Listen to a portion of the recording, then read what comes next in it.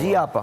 بات ہو رہی تھی چراغ کے بجھانے کی اور فتح مکہ سے ملانے کی۔ جی، جب فتح مکہ کی ہم بات کرتے ہیں تو حضور نبی کریم صلی اللہ علیہ وسلم جیسے کہ ابھی آپ نے فرمایا کہ جس وقت داخل خانہ کعبہ ہوئے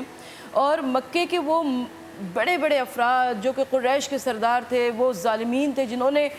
نہایت ظلم کیے تھے اور یہاں تک کہ حضور نبی کریم صلی اللہ علیہ وآلہ وسلم کو ہجرت کر جانے پہ مجبور کیا تھا اور آقا صلی اللہ علیہ وآلہ وسلم نے یثرب کو مدینہ منورہ بنا دیا۔ جب حضور نبی کریم صلی اللہ علیہ وآلہ وسلم داخل مکہ ہوئے، داخل خانہ کعبہ ہوئے، انہوں نے بتوں سے اللہ کے گھر کو پاک کر دیا۔ جو بت اونچائی کے تھے ان کو توڑنے کے لیے علی مرتضیٰ کو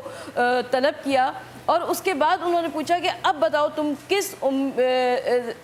سلوک کی امید رکھتے ہو؟ تو اس وقت مشرکین مکہ نے کہا کہ آپ کریم ابن کریم ہیں، ہم آپ سے سوائے خیر کے کچھ اور امید نہیں رکھتے ہیں۔ تو میں فتح مکہ کو جب یاد کرتی ہوں، کل جنگ بدر بھی تھی تو مجھے کربلا یاد آئی، آج فتح مکہ بھی ہے تو مجھے کربلا یاد آتی ہے کہ بجھایا ایک دیا شہن 72 ہو گئے روشن، اندھیرا خود پریشاں ہے، بجھا کیا تھا جلا کیا ہے۔ کہ کربلا میں امام علی مقام نے جس وقت چراغ خیمہ کو بجھایا، امام حسین سب جانتے تھے کہ آنے والوں کے لیے راستے بند ہیں، جانے والوں کے لیے راستے کھلے ہوئے ہیں۔ امام نے فرمایا کہ میں اپنے نانا کی شفاعت کا وعدہ تم سے کرتا ہوں، میں تم سے راضی ہوں، خوش ہوں، جس کو جانا ہو چلا جائے، لیکن کل موت یقینی ہے۔ میں یہ نہیں چاہتا کہ کل کو کوئی بھی یہ آنے والی تاریخ یہ کہہ دے کہ فلاں شخص یہ نہ جانتا تھا، حسین تو جانتے تھے۔ لیکن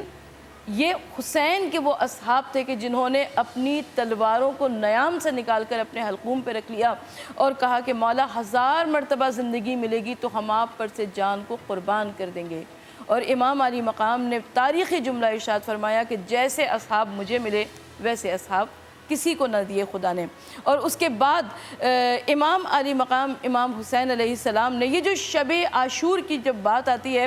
تو یہ بڑی مصروف رات تھی مقتل کربلا میں۔ ایک جانب لشکر یزید تھا، ایک جانب لشکر حسین، مختصر سا لشکر تھا، ادھر بھی مصروفیت ادھر بھی مصروفیت، ادھر تسبیح و تحلیل ذکر و اذکار تھے اور ادھر اگلے دن کی جنگ کی حکمت عملی ہو رہی تھی، اسلحوں کو تیز کیا جا رہا تھا، ہتھیاروں کو تیز کیا جا رہا تھا، سیقل کیا جا رہا تھا۔ اور اس وقت حر جو کہ کمانڈر تھا لشکر یزید کا، اس کے اوپر ایک عجب اضطراب اور بے قراری طاری تھی۔ اس کے بھائی نے پوچھا کہ حر تمہیں کیا ہوا؟ حر نے کہا کہ آؤ ذرا میں تمہیں کچھ آوازیں سنوانا چاہتا ہوں، اور وہ دریا کی کنارے کی جانب، فرات کی ترائی کی جانب چلا اور جو ہوا کے دوش پر آوازیں آ رہی تھی پیاسے بچوں کی، العطش کی، کہا کہ کچھ یاد ہے کل نواسہ رسول نے ہمیں پانی پلایا تھا، ہمارے جانوروں تک کو سیراب کرایا تھا، آج حسین کے گھر میں چھوٹے چھوٹے بچے پیاسے ہیں۔